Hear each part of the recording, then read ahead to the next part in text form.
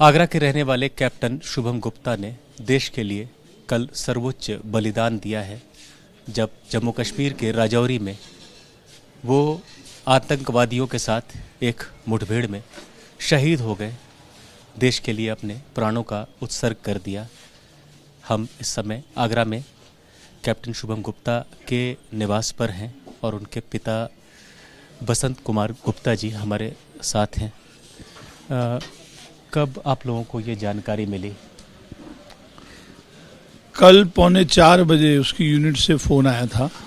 उन्होंने बताया कि राजौरी में कोई एनकाउंटर हुआ है, उसमें शुभम को चोट लगी है, वो सीरियस है और आईसीयू में भर्ती है। उसके बाद उनसे बात होती रही, कई ऑफिसर्स के फ़ोन आए। 8 बजे उन्होंने फिर डिक्लेयर किया कि ही इज़ नॉट मोर। और उसके बलिदान का जब पता चला तो कष्ट तो हमको है ही, बेटा है हमारा, लेकिन उसने हमें गौरव प्रदान किया है। आई फील प्राउड कि उसने मुझे और बड़ा बना दिया। मैं उसका पिता हूँ, ये गौरव प्रदान कर दिया कि वो शुरू से ही केवल देश के लिए कुछ अलग से करने का मन बनाए रखा था। जब भी बात करते थे तभी कहता था डिफरेंट विद अदर्स, कुछ अलग हटके करना चाहता हूँ। और जब उसका सेना में कमीशन हुआ था तो उसे बाय द वे सिग्नल कोर मिली थी। वहाँ वो 1-2 महीने ही रहा, उसका मन नहीं लगा। वहीं से उसने पैरा एसएफ का कोर्स ऑप्ट किया, क्वालिफाई किया, एग्ज़ाम क्वालिफाई किया और बहुत हार्ड एंड हार्डेस्ट ट्रेनिंग जो थी वो कंप्लीट की 3 महीने की, और पैरा एसएफ हो गया। तब हमको बताया कि मैंने ये ट्रेनिंग की है। उसका शुरू से ही ऐसा था कि कुछ अलग हटके करना है। अभी भी 15 दिन से मैं लगातार संपर्क में था। छुट्टी आने के लिए कह रहा था, बेटा आ जाओ। कह रहा था मेरा एक काम बाकी है, बस उस काम को करके आता हूँ, बहुत जल्दी आता हूँ, लास्ट वीक में आ जाऊँगा। दिवाली पे बहुत रिक्वेस्ट की, बोले दिवाली पे तो मैरिड ऑफिसर्स हैं, उनको मौका मिल गया है, अब दिवाली के बाद आऊँगा, लेकिन मेरा काम हो जाएगा तभी आऊँगा। वो काम मेरा 15-20 दिन से पेंडिंग है, उसी में लगाऊँ और वो हो जाएगा, कभी भी हो जाएगा। 21 तारीख को सुबह बात हुई है, तब भी उसने ये बताया कि पापा बस जल्दी काम करके और मैं आता हूँ। 25-26 तारीख में आऊँगा और फिर 9 तारीख को छोटे भाई का बर्थडे है, उसको सेलिब्रेट करेंगे। अगर मेरी छुट्टी कम हुई, मुझे कम छुट्टी लग रही है, कम होगी, काम बहुत है यहाँ, तो मैं 2-1 दिन पहले आऊँगा तो पहले सेलिब्रेट कर लेंगे उसका बर्थडे, लेकिन काम पहले है। और वही कर गया, बड़ा काम करके गया। खुद वकालत में हैं आप, शासकीय अधिवक्ता हैं और सरकार की पैरवी करते हैं कोर्ट में, तो आमतौर पर यह देखा जाता है कि बेटा उसी नक्शे कदम पे जाता है या पिता भी चाहता है कि ये रास्ता ले, और वकालत एक अच्छा प्रोफेशन भी है। लेकिन क्या शुभम की रुचि नहीं थी, या आप लोगों ने, आपने भी कभी नहीं कहा कि नहीं आपको वकालत करना चाहिए, या उनकी ये ख्वाहिश थी और आप लोगों ने उनको आगे बढ़ने दिया? सही मायने में तो कुछ कोई प्लान था ही नहीं।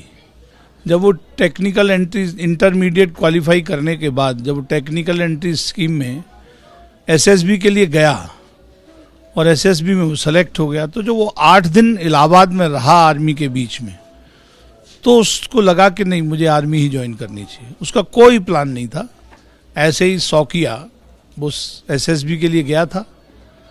वहाँ से लौटने के बाद उसने कहा कि नहीं मैं एसएसबी मैंने दिया है। फिर उसने एनडीए में एग्ज़ाम दे रखा था, तो एनडीए का भी आ गया।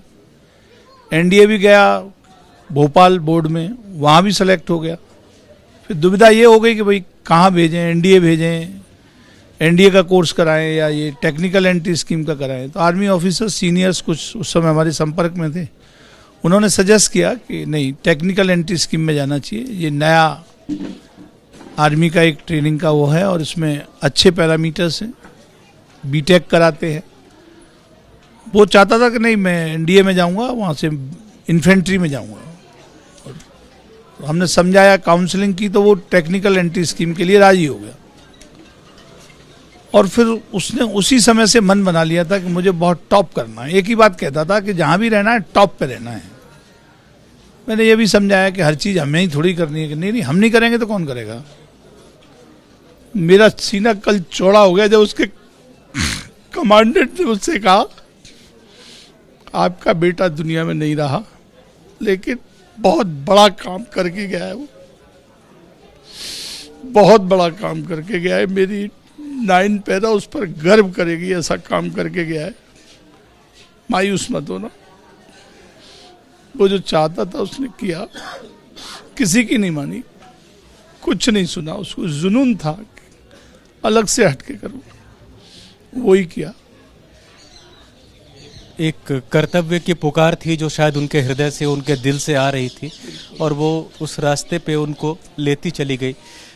लेकिन जब उन्होंने ज्वाइन किया था, या जब वो कॉम्बैट का रास्ता उन्होंने चुना टेक्निकल को छोड़ के, तो आप लोगों के मन में ऐसी आशंकाएं आई थी कि ये एक बड़ा ख़तरनाक रास्ता है, लेकिन आप लोगों ने उनकी जो इच्छा थी वो उसको करने दिया। आप लोग कभी उसमें बाधक नहीं बने।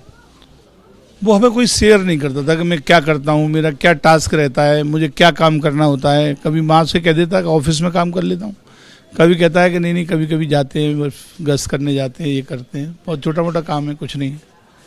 लेकिन आगरा में चूँकि पैरा सेंटर है और यहीं सारे जितने 9 पैरा के लोग होते हैं वो पैरा जंपिंग के लिए आते हैं।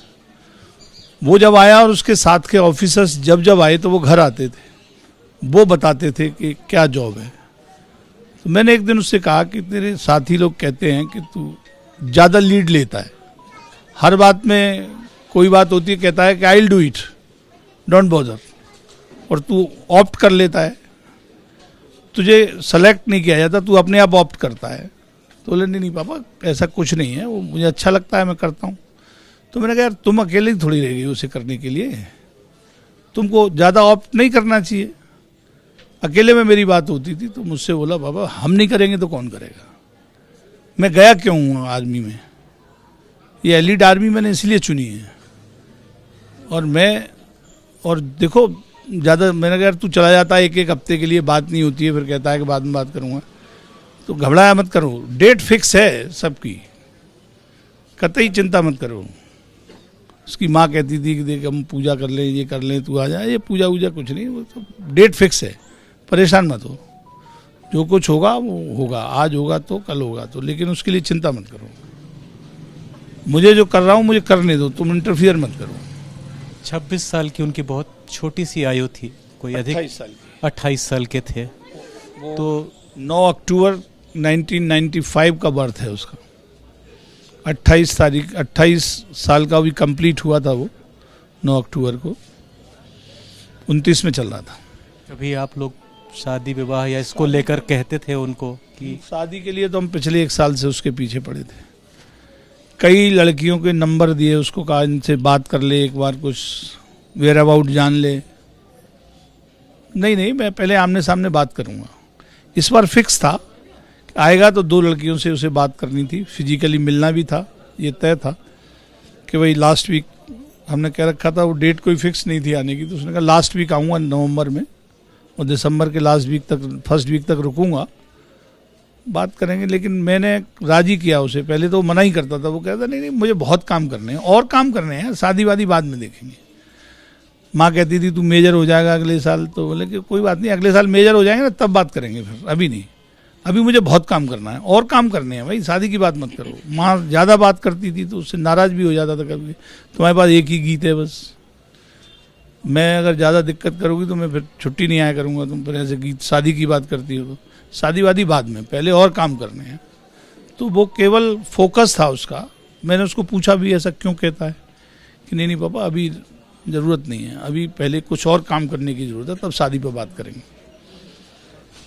कोई आपको फौज से सूचना मिली है कि कब तक उनके पार्थिव शरीर को यहाँ लेकर आ रहे हैं, या इस तरह की जानकारी आई है आप लोगों के पास? यहाँ फौज की एक टीम कोऑर्डिनेट कर रही है, मेजर साहब है, जेसीओ साहब हैं, कल से ही है। उन्होंने कहा है कि आज रात तक संभावना है, लेकिन कुछ परिस्थितियां वो बता रहे हैं कि अभी ऑपरेशन चल रहा है, और उसमें एक कोई अलीगढ़ का भी सपूत शहीद हुआ है, सचिन। अभी प्रोसेस में समय लगेगा, तो हो सकता है कि या तो रात तक, वैसे उनका सब प्लान तैयार है, बता रहे थे प्लेन सब रेडी किया हुआ, हमने सारी चीज़ें रेडी हैं, लेकिन अभी हम कब मूव करेंगे आपको बता देंगे। तो कल तक की भी संभावना हो सकता है, कल सुबह तक आए।